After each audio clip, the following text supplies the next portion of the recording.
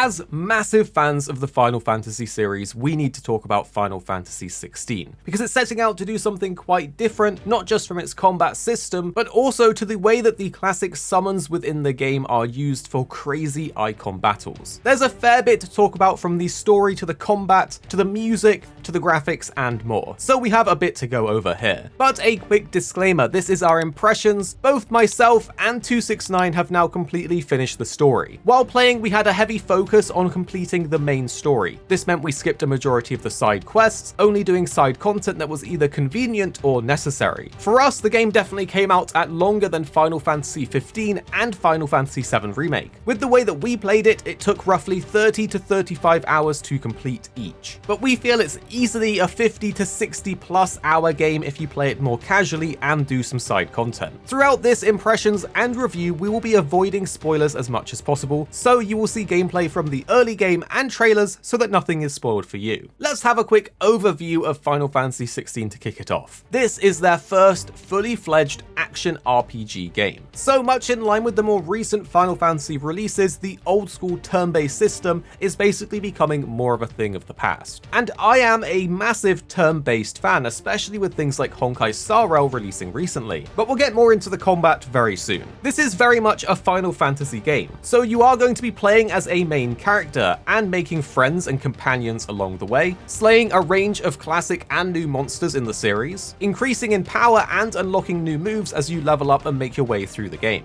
The setting and story is much more of a high fantasy experience. With warring kingdoms, troubles all over the place, murder and betrayal, this is definitely an interesting game in the Final Fantasy series, especially as it's received an M rating, which is a first time for a Final Fantasy game. As an overview, it's a very solid action game, it's very good looking, and has a large world, but is very linear at times. There's a fantastic story and some great characters, some incredible intense boss fights, although it isn't without some issues. But let's go through each of these different things in a bit more detail. So let's talk about the combat. As a fully action game with developers from Devil May Cry, it definitely shows. It feels extremely solid to play. However, along with an intense action combat system, it's also incredibly involved. There are the timely accessories which act as accessibility options, so if you are someone without any action game experience or that finds these kind of things difficult, then that will help mitigate it. But I will definitely say we are worried for gamers that have no action experience, especially core old school Final Fantasy turn-based fans. During combat, you're doing quite a lot. You're inputting combo strings, you're looking when to dodge an incoming attack, you're switching between your active icons and using your cooldowns. Each icon has its own ability, so you're using that as well, and then on top of all of this, you're also inputting on the D-pad for toggle. So it is a lot to get your head around, even though the game does slowly introduce these new things to you over time. But we would highly recommend, if you are new to action games, that you play on story mode and utilize the timely accessories. Action mode is how we played through the game, and it's definitely for action game fans that are familiar with doing these kind of things. Throughout the game, the combat definitely has some good progression in it. You're constantly unlocking new icons, and with that comes their new powers to try out. Roughly every 4 to 5 hours of story progression, you effectively unlock a new icon, which basically gives you 4 new abilities to try out, which are each uniquely different. It definitely feels good to unlock new things and then find new synergies and try out what works and what doesn't. The caveat is, however, that you are limited to 3 maximum icons with 2 abilities per icon. And while this is where the strategy aspect of planning for your next battle comes in, when you compare it to old school Final Fantasy games where you have a variety of characters in your party that all have a list of abilities and even a limit break, there's definitely less things that you can do, but I wouldn't say you're left feeling wanting. You constantly have options available to you that are all both flashy and powerful. And there is a good mix of different abilities, from big AoEs to single target nukes to rapid hitting stagger building abilities, counters and blocks, so there's a lot that you can do. When it comes to the combat and unlocking these abilities and even new core moves, of course you have the skill tree.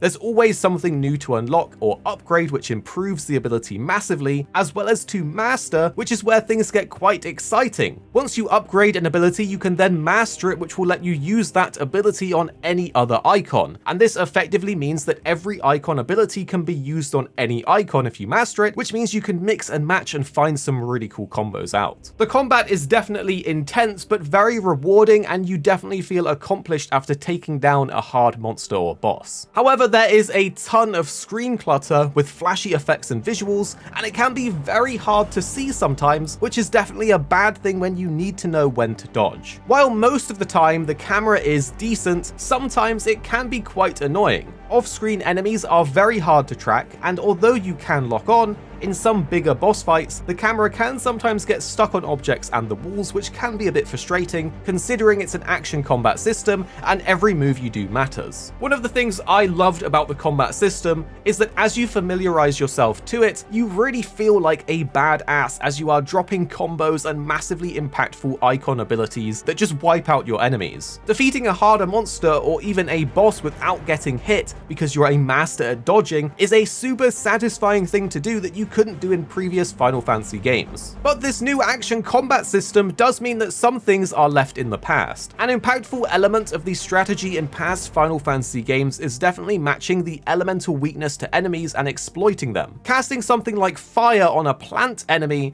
would obviously mean big damage, but in this game, that system isn't exactly included, so you don't really ever worry about elemental matchups. But for us, what elevates the game to the next level is definitely the boss fights and the icon battles. The game gives you exactly what you want out of an epic boss battle, and it's just a matter of fact that the game has so many of them. These are what I would describe as god tier boss battles that are definitely memorable and a spectacle to play. I would even go as far as saying that these are the best boss battles in the Final Fantasy series. It definitely takes inspiration from games like Asura's Wrath, and you can feel that when you play it, and another layer of it that really helps is that completing a boss battle feels extremely worth it, both in terms of the spectacle of the fight, but also for the story. So let's go through a spoiler-free overview of the story. You're going to follow Clive as your main character through an epic journey of what I would describe as self-acceptance and self-discovery. Clive is an extremely good main character in our opinion. He's voice acted very well for the majority of it. They do a great job of making you feel attached to him and wanting him to succeed. In certain ways, he's very relatable, and they do a great job of making you feel empathetic for him at other times. This is probably one of the best main characters in a Final Fantasy game for at least the last few games.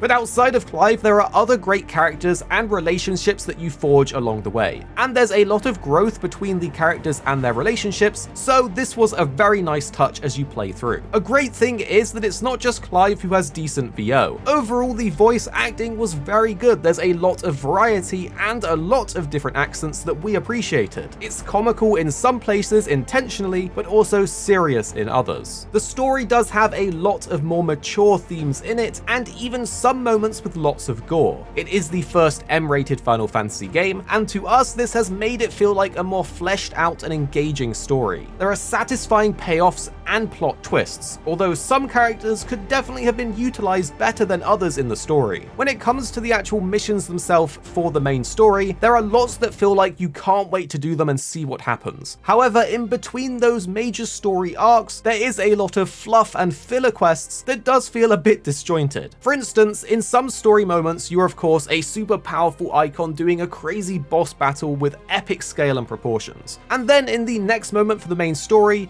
you're running some minor errand for some random NPC that does make it feel a little off. In terms of different story beats and story arcs, there is a lot borrowed from Game of Thrones. We won't say any specifics, but there's a lot of direct events that are recreated in this Final Fantasy story, and when you start listing them off back to back, it really does show. Much like any Final Fantasy game, the ending can also get quite convoluted and a bit difficult to follow. But this is kind of expected if you are playing a Final Fantasy game. Overall, even with that fluff and filler in between the major story points, it did make you feel a lot of emotion and a lot of intensity at different moments. It's an extremely captivating experience to go through and understand all of the events happening in the world and the twists and turns along the way. We also need to touch on the music because, of course, as a Final Fantasy game, it's expected to have fantastic music that makes you feel emotion and immersion. And overall, the music is definitely fantastic. We were very happy with both the musical scores in the battle scenes, in the cutscenes, in the boss fights, and just out in the world. So in general, the music was a big plus from us. We also have to talk about the graphics because it is another step up for the series. It's very good overall,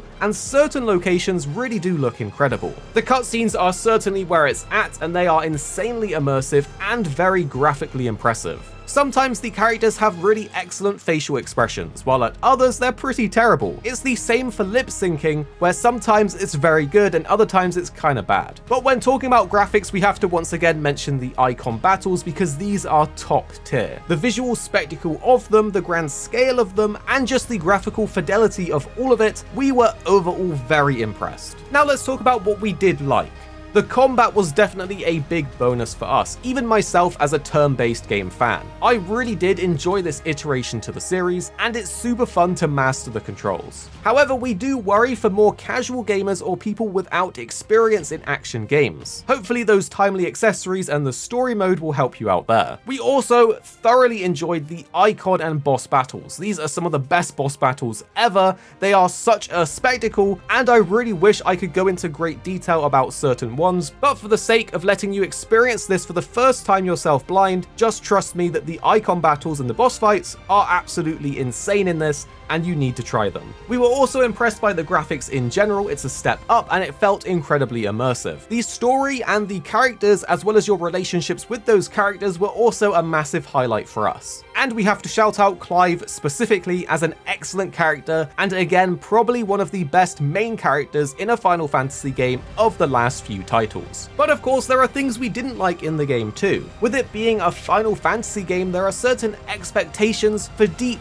RPG systems, such as having a party who all need gearing up, who need skills assigning, and all of this kind of stuff. Within Final Fantasy XVI, although there is a gear system, it is very minimal. There are long stretches of the game where you simply do not need to upgrade your gear, and what gear upgrades you do get are extremely small increases. So while you could do every bit of side content and craft the most powerful thing at that moment, we're talking single digits of power ahead of other items, which is really negligible. Obviously, you don't have a party to kit out either, you just have Clive. So in terms of it being a Final Fantasy game where you're used to that party management and an interesting or deep gear system, it's kind of missing that. We also didn't experience any fun side activities like is normal in a Final Fantasy game, such as mini-games and things like that, but this could have been because we only completed the main quest and left a lot of the side quests out. So maybe they are in the game and we just missed them, but from our experience, we didn't see them. In terms of the actual missions and your objectives,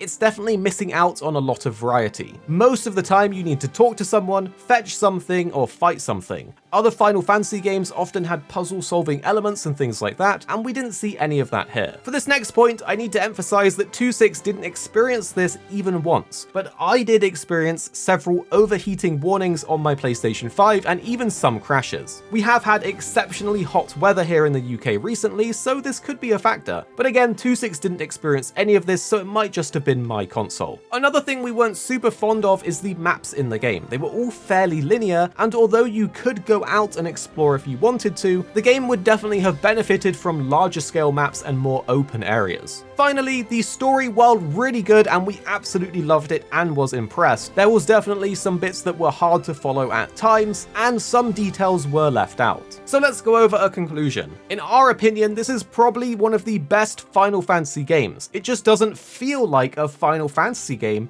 due to the lack of those RPG systems and the party management aspects. Overall, we are very happy with the action combat system. It's a big change for the series, and it's so satisfying and fun to play. The game definitely has some of the best boss fights of any game that I can recall right now. I was extremely impressed, and I will say this is something that everyone should experience if they're on the fence. So if you are looking at the game and it intrigues you, I implore you to try it because these boss battles and icon fights are something that you need to try. In terms of the story, there are several memorable moments that will definitely stick with us, and that is something we love out of a Final Fantasy game. If you do prefer a more strategic combat system, remember that Final Fantasy Rebirth is coming, and there are even rumors of a Final Fantasy IX remake, so keep that in mind if you plan to skip out on Final Fantasy XVI. But again, we would actually recommend giving this one a try if you are intrigued, because the combat system is so fun, Clive is a great character, the story was really good all the way through with lots of twists and turns, and the boss fights are some of the most memorable and best we've seen recently. So if you enjoyed this impressions and review from us, then hit that like button down below and subscribe so you don't miss out on the next one. And the two videos on screen now, we think you'll really enjoy if you did enjoy this. You don't have to watch them if you don't want to, but if you did like this video, you're probably going to like these ones too. And tell us what you think after watching in the comments down below.